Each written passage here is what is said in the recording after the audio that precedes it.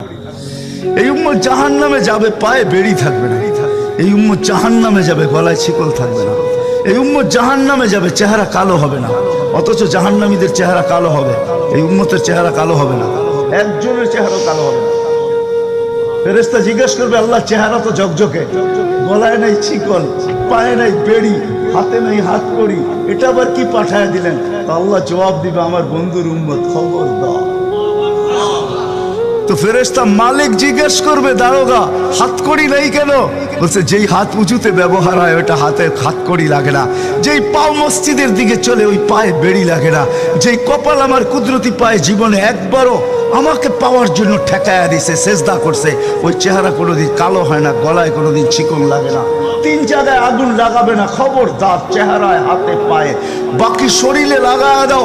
আগুনকে যখন মালিক হুকুম দিবে ধরার জন্য, আল্লাহ আমাদেরকে শিখায় দিবে, স্মরণ করায় দিবে, আমরা কলেমা পড়তে থাকবো।